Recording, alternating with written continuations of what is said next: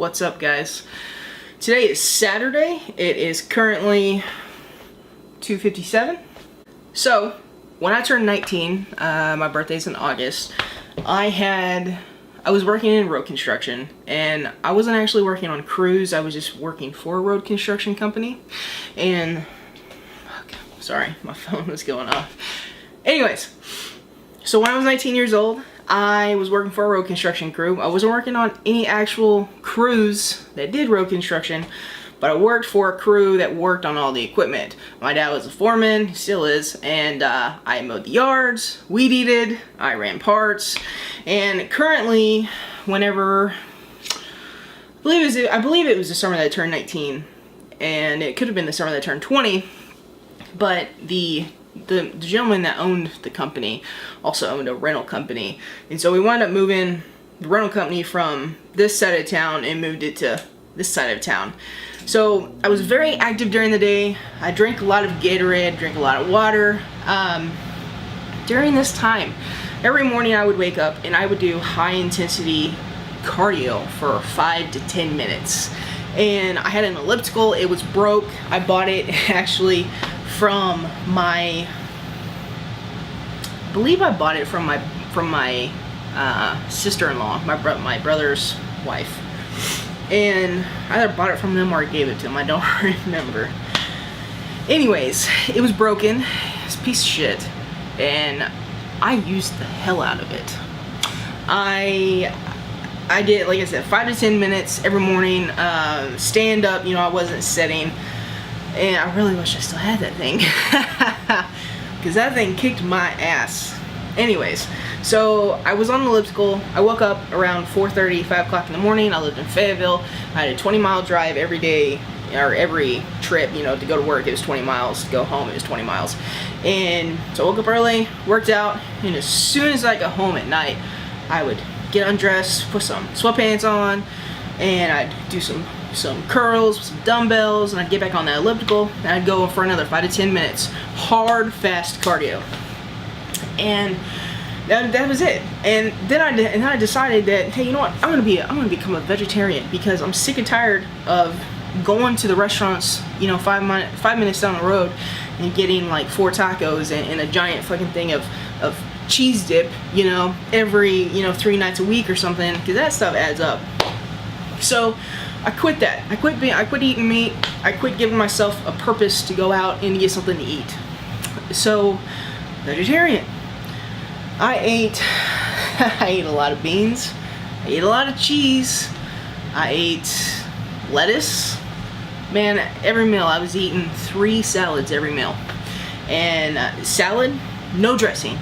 Dressing's terrible. People go to Walmart or wherever and they buy this dressing and it says low calories, low carbs, no sugar added, no fat added. And the thing that you don't understand, those aren't in that product, but let's look and see what is in the product after all of that's been taken out. What other additives have they added to that? Anyways, that's not the reason why I don't like dressing. I hate dressing, and I don't like the word hate. I can't stand dressing, okay? I want a dry salad. Maybe I'll put a little salt on there. Salad. That's a salad. Stop using dressing. So anyways, but we moved up to Rogers, which is where I worked at currently, and I busted my butt. I have my sister and we were living together, and we would go out and we'd go for walks, and I was walking the townhome that I happened to live in was right next to a park, and I would do 4 miles every day just walking. And then when I came home, I was doing other stuff. But just starting out, when we first moved in our townhome, we had a garage, and my sister and I, we split it up. She got the master bedroom, I got the garage. And so I didn't use the garage for my truck, I used the garage for my gym. I bought a boxing bag, I bought all different kinds of dumbbells, kettlebells, different like yoga mats, I bought a bench press.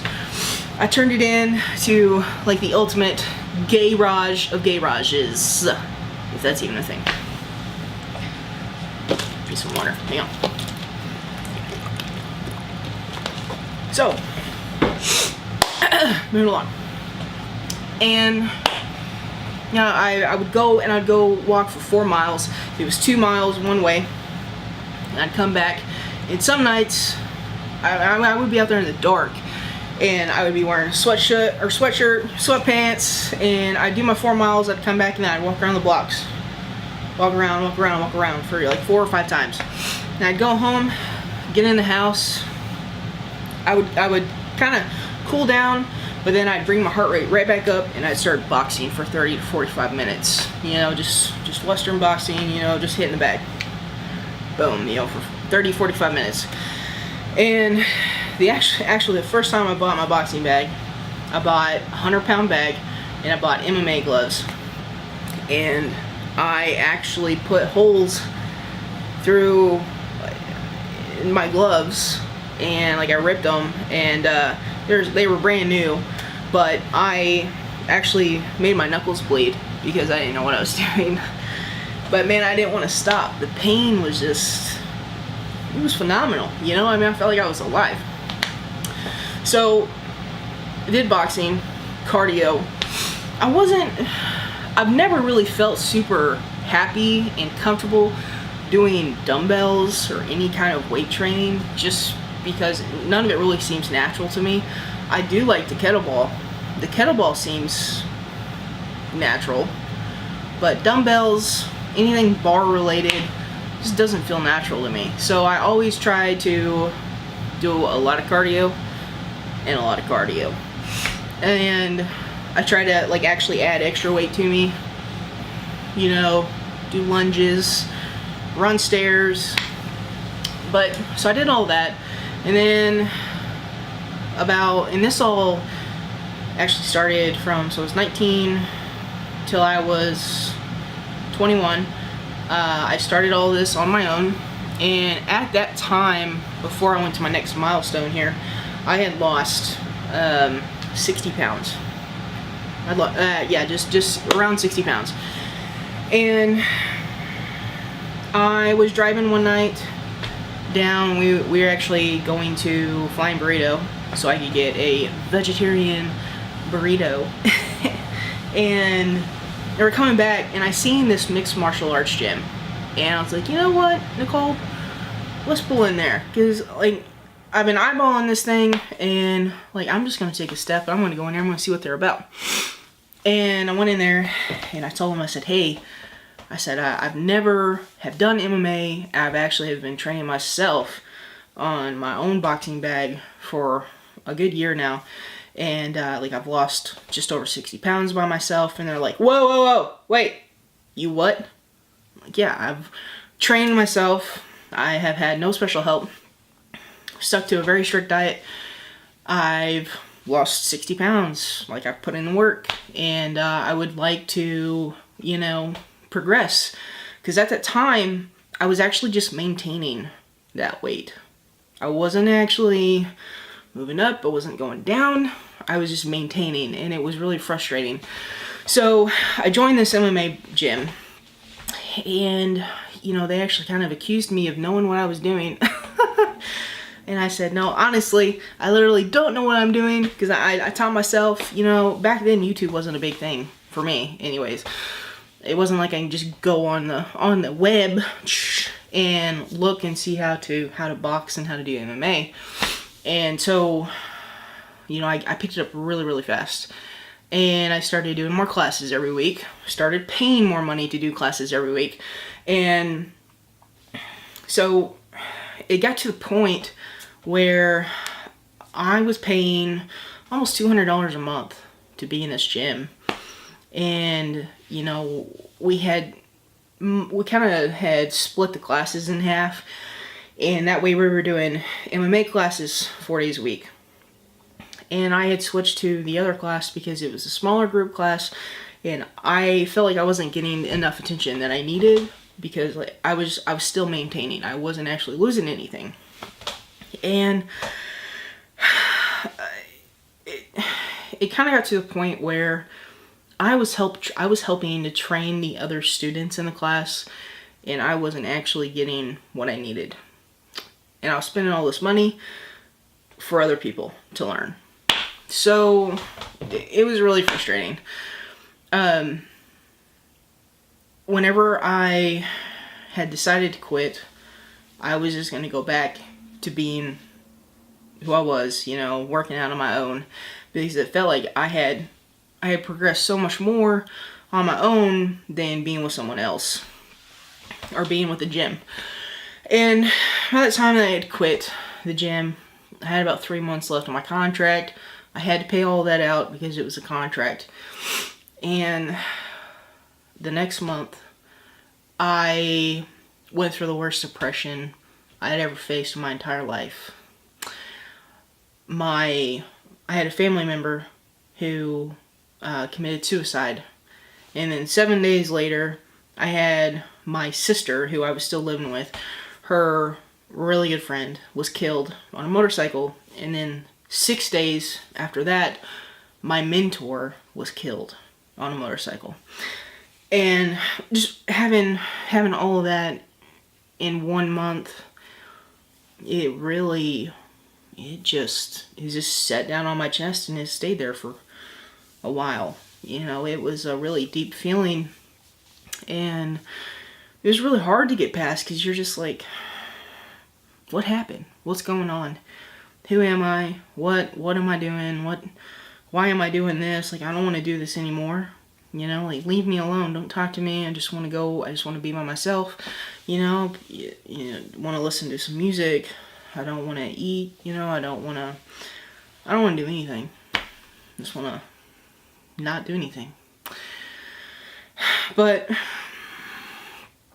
I moved out. My sister was saving up to move up to St. Louis, and we had both kind of gone our separate ways, you know, and it was really hard that month. After everything had happened, we were still living with each other, and it was really hard to just like lay there in bed and to hear your sister crying down the hall, because, you know, she's kind of like me. We're really hard-headed, and like, you know, I regret not going in there and you know, just like laying down with her and like telling her I love her. That was hard. That was hard.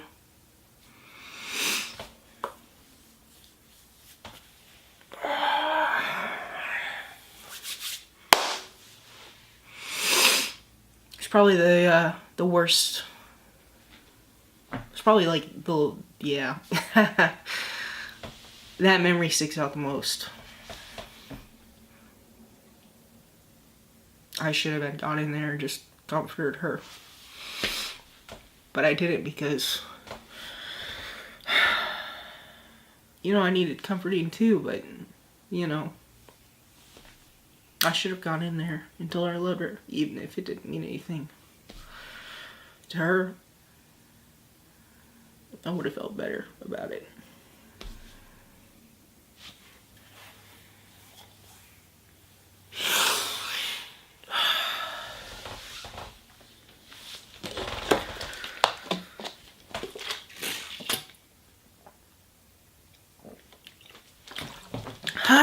Dry your eyes, Jamie. Okay. All right. All right. So I moved out into this house now that I'm living in, and you know, I quit. Like I said, you know, I had quit working out and I quit doing everything, and I was skinny, scrawny enough, you know, I was still pretty heavy, but I was skinny enough that, you know, I was just okay. I was okay with it, you know. My clothes still fit, and like, why work out? Why bother? Just eat healthy. And then, you know, time went on. I had to go to therapy, to go talk to somebody, because I had let myself slide down so far downhill with all this shit that happened that I let go. I let go of everything. I didn't want anything. I didn't want to do anything. So about 2 years later, let's see here, by then I was 24. Yes, 24. 24. I gotta count the years here. Actually, let's go to year 25. Yeah, 25. 25. I kind of started seeing a little bit more of lighter a day. Actually, 24. Hang on, no, let's go back to 24. I quit my job. My mentor was actually, I worked with him. He was going to teach me how to do estimating for road construction, and it didn't really happen. And I had another opportunity that came in, more money, and it was a chance to get out of there, because every day I was in there, it was just like a constant shadow cloud over my head of, what am I gonna do now? Why am I so unhappy? It's time to go. So I left, and I went to this other job, and that was a huge relief. And it wasn't about the people that were there, it was just about the mentality of being there. And so I went to this new job, and I was there for about 8 months. Yeah, about 8 months. I got a new car, and it was my very first car. It wasn't a brand new car, but it was my very first car that I had actually ever bought. I'd ever bought from a dealer. And that was a really cool summer. Was when I turned 25. And I turned 25 in the fall, blah blah blah blah. Yeah. So I bought a Mini Cooper, and my best friend moved in with me, and we were, like riding on cloud 9, and everything's really cool, and I had started training for a Tough Mudder.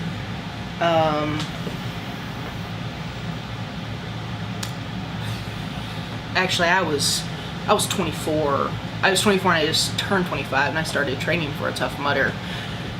And I was really passionate. I was doing 20 miles a day on my stationary bike, and doing 20 miles a day. I mean, I had never dreamt in my life that I would ever be able to maintain 20 miles a day on a stationary bike. But I did it. I tried to do every day. I didn't get there, but I tried. I think the most less amount that I did in 1 week was 3 days. So, I got really big into doing that. I went down to the football field, and I did stair sprints, jogged around the track, and started bringing some like cones and doing different little exercise routines on the field. And then I developed plantar fasciitis in my left foot. One day I just took a step at work, and it was concrete floors, and I took a step at work, and it was almost just like I kind of like rolled my foot wrong. So I'm like, okay, maybe I just need to go stretch this out. And for 2 weeks, it was just kind of a bare minimum pain. And then it got worse and worse and more worse, until finally, about 4 months in, I went to see a foot doctor, and he diagnosed me with severe plantar fasciitis. He gave me a steroid shot, and by then it was too late for me to recover, because I had stopped working out completely because of the pain was so bad, and I was just so stubborn not going to the doctor to get it looked at. And I had already pretty much diagnosed myself before I had gone to the doctor, and I was icing it. I would come home, and I would get a cooler, I'd fill it with ice, and I'd just dunk my foot in there for about 5 minutes, bring it back up, and just keep dunking it up and down. I stretched it. I bought $300 worth of shoes. I bought $150 worth of insoles. They just kind of swapped around, and you know, I was trying to fix it on my own because I had read, you know, the best way to cure that is to either get a steroid shot or a series of them, or to get surgery. And I didn't want to get surgery because I was fixing to go to a Tough Mudder. But anyways, so I went, got diagnosed. Then they wanted to charge me like $700 for a pair of insoles that fit my feet, and I told them no. I had a pair from Rush Running here. It's a local running company, and they work just fine.